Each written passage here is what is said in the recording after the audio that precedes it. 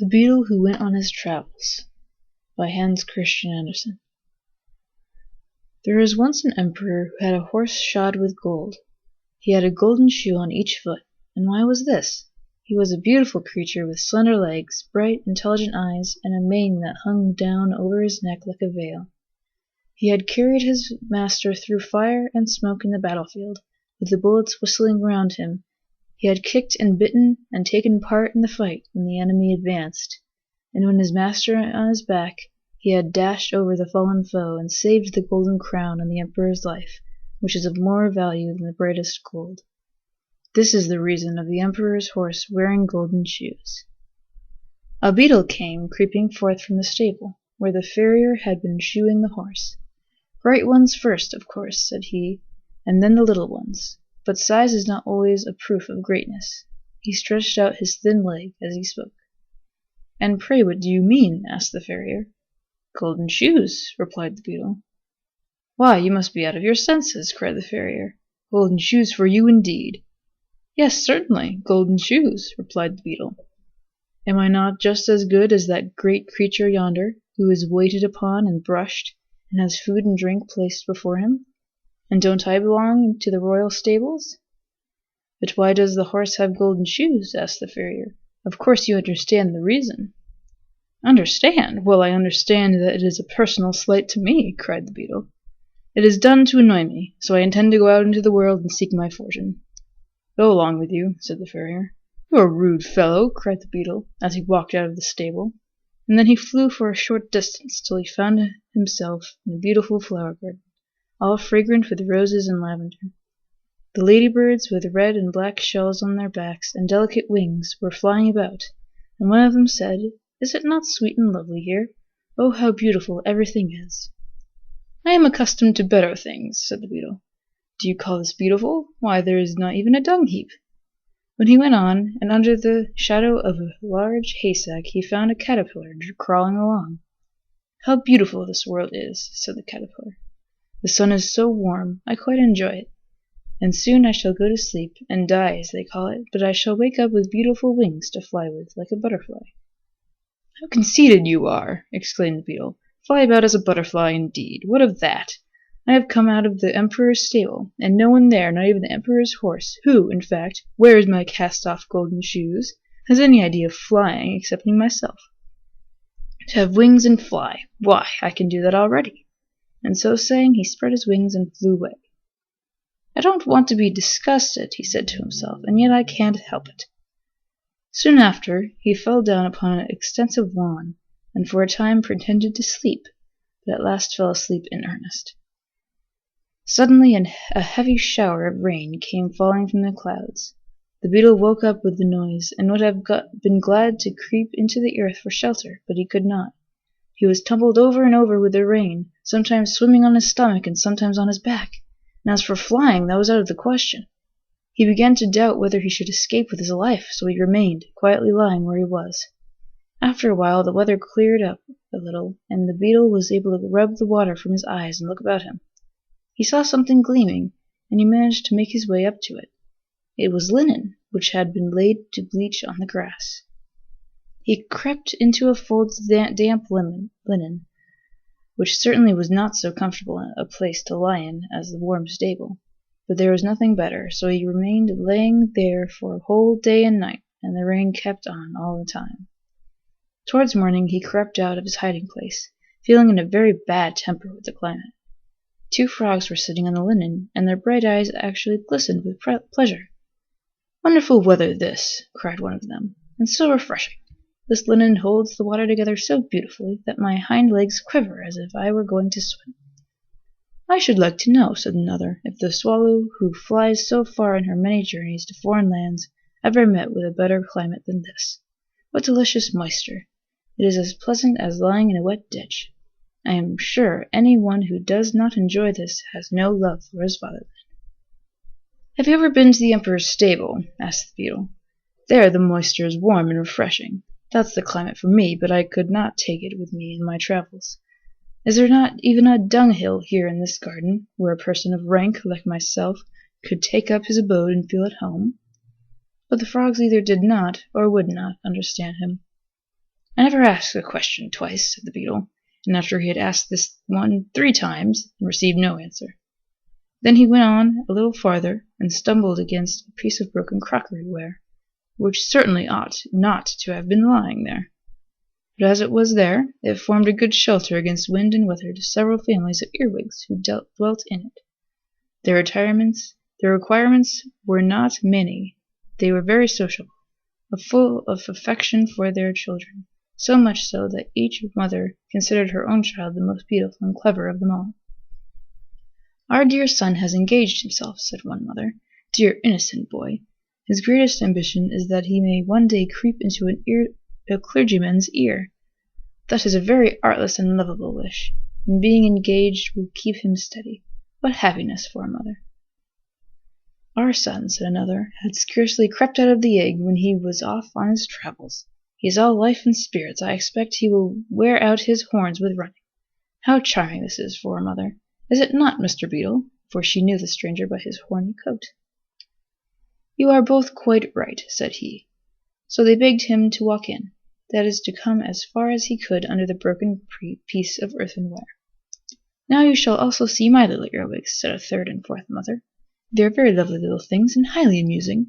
They are never ill-behaved, except when they are uncomfortable in their inside, which unfortunately often happens at their age." Thus each mother spoke of her baby, and their babies talked after their own fashion, and made use of the little nippers they have on their tails to nip the beard of the Beetle. "They are always busy about something, the little rogues," said the mother, beaming with maternal pride. But the Beetle felt it a bore, and therefore inquired the way to the nearest dung-heap. "That is quite out in the great world, on the other side of the ditch," answered an earwig. "I hope none of my children will ever go so far. It would be the death of me." "But I shall try to get that far," said the Beetle, and he walked off without taking any formal leave, which is considered a polite thing to do. When he arrived at the ditch, he met several friends, all of them beetles. "We live here," they said, "and we are very comfortable. May we ask you to step down into this rich mud? You must be fatigued after your journey." "Certainly," said the Beetle. "I shall be most happy. I have been exposed to the rain, and have had to lie upon linen, and cleanliness is a thing that greatly exhausts me. I have also pains in one of my wings from standing in the draught under a piece of broken crockery. It is really quite refreshing to be with one's own kindred again." "Perhaps you came from a dunghill," observed the oldest of them. "No, indeed, I came from a much grander place," replied the Beetle. "I came from the Emperor's stable, where I was born, with golden shoes on my feet. I am traveling on a secret embassy, but you must not ask me any questions, for I cannot betray my secret." Then the Beetle stepped down to the rich mud, where sat 3 young lady beetles, who tittered because they did not know what to say. "None of them are engaged yet," said their mother, and the beetle maidens tittered again, this time quite in confusion. "I have never seen greater beauties, even in the royal stables," exclaimed the Beetle, who was now resting himself. "Don't spoil my girls," said the mother, "and don't talk to them, pray, unless you have serious intentions." But of course the Beetle's intentions were serious, and after a while our friend was engaged. The mother gave them her blessing, and all the other beetles cried hurrah. Immediately after the betrothal came the marriage, for there was no reason to delay. The following day passed by very pleasantly, and the next was tolerably comfortable, but on the third it became necessary for him to think of getting food for his wife, and perhaps for children. "I have allowed myself to be taken in," said our Beetle to himself, "and now there's nothing to be done but to take them in return." No sooner said than done. Away he went, and stayed away all day and all night, and his wife remained behind a forsaken widow. "Oh," said the other beetles, "this fellow that we have received into our family is nothing but a complete vagabond. He has gone away and left his wife a burden upon our hands." "Well, she can be unmarried again, and remain here with my other daughters," said the mother. "Fie unto the villain that forsook her." In the meantime the Beetle, who had sailed across the ditch on a cabbage leaf, had been journeying on the other side. In the morning 2 persons came up to the ditch. When they saw him, they took him up and turned him over and over, looking very learned all the time, especially one who was a boy. "Allah sees the black beetle in the black stone and the black rock. Is not that written in the Koran?" he asked. Then he translated the beetle's name into Latin, and said a great deal about the creature's nature and history. A second person, who was older and a scholar, proposed to carry the Beetle home. as they wanted just such good specimens as this. Our beetle considered this speech a great insult, so he flew suddenly out of the speaker's hand. His wings were dry now, so they carried him to a great distance, till at last he reached a hothouse, where a sash of the glass roof was partly open. So he quietly slipped in and buried himself in the warm earth. "It is very comfortable here," he said to himself, and soon after fell asleep. There he dreamed that the emperor's horse was dying, and he left him his golden shoes, and also promised that he should have 2 more. All this was very delightful, and when the beetle woke up, he crept forth and looked around him. What a splendid place the hothouse was! At the back, large palm trees were growing, and the sunlight made the leaves look quite glossy, and beneath them what a profusion of luxuriant green, and of flowers red like flame, yellow as amber, or white as new-fallen snow. "What a wonderful quantity of plants!" cried the beetle. "How good they will taste when they are decayed! This is a capital storeroom. They must certainly be some relations of mine living here. I will just see if I can find anyone with whom I can associate. I am proud, certainly, but I am also proud of being so." Then he prowled around in the earth, and thought what a pleasant dream this was about the dying horse, and the golden shoes he had inherited. Suddenly a hand seized the beetle and squeezed him and turned him round and round. The gardener's little son and his playfellow had come to the hothouse, and seeing the beetle, wanted to have some fun with him. First he was wrapped in a vine leaf, and put in a warm trouser pocket. He twisted and turned about with all his might, but he got a good squeeze from the boy's hand, as a hint for him to keep quiet. Then the boys went quickly toward the lake that lay at the end of the garden. Here the beetle was put on to a broken wooden shoe, in which a little stick had been fastened upright for a mast, and to this mast the beetle was bound with a piece of worsted. Now he was a sailor, and had to sail away. The lake was not very large, but the beetle it seemed an ocean, and he was so astonished at its size that he fell over on his back and kicked out his legs. Then the little ship sailed away. Sometimes the current of the water seized it, but whenever it went too far from the shore, one of the boys turned up his trousers and went in after it, and brought it back to land. But at last, just as it went merrily out again, the 2 boys were called, and so angrily that they hastened to obey, and ran away as fast as they could from the pond, so that the little ship was left to its fate. It was carried away farther and farther from the shore, till it reached the open sea. This was a terrible prospect for the beetle, for he could not escape in consequence of being bound to the mast. Then a fly came and paid him a visit. "What beautiful weather," said the fly. "I shall rest here and sun myself. We must have a pleasant time of it." "You speak without knowing the facts," said the beetle. "Don't you see that I am a prisoner?" "Ah, but I am not a prisoner," remarked the fly, and away he flew. "Well, now I know the world," said the beetle to himself. "It's an abominable world. I'm the only respectable person in it. First they refuse me my golden shoes, then I have to lie upon damp linen, and to stand out in a drought, and to crown it all they fasten a wife upon me. Then when I have made a step forward in the world and found it a comfortable position, just as I could wish it to be, one of these human boys comes and ties me up, and leaves me to the mercy of the wild waves, while the emperor's favorite horse goes prancing about proudly in his golden shoes.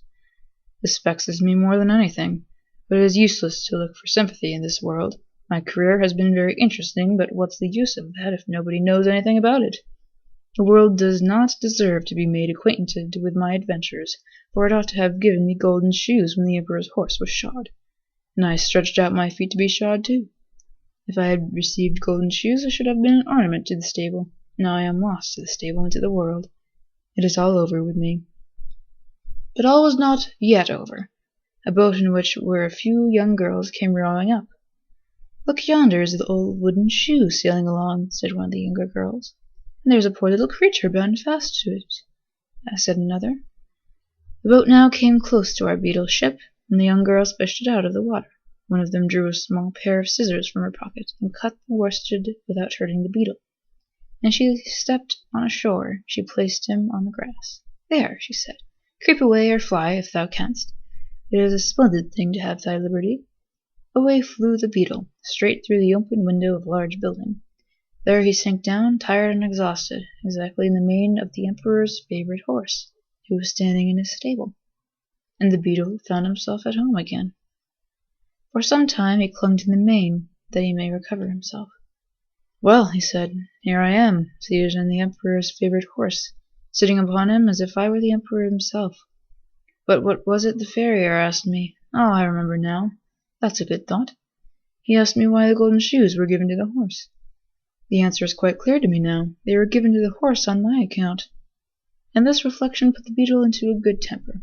The sun's rays also came streaming into the stable, and shone upon him, and made the place lively and bright. Traveling expands the mind very much, said the beetle. The world is not so bad after all, if you know how to take things as they come. The end. Traveling expands the mind very much, said the beetle. The world is not so bad after all, if you know how to take things as they come. The end.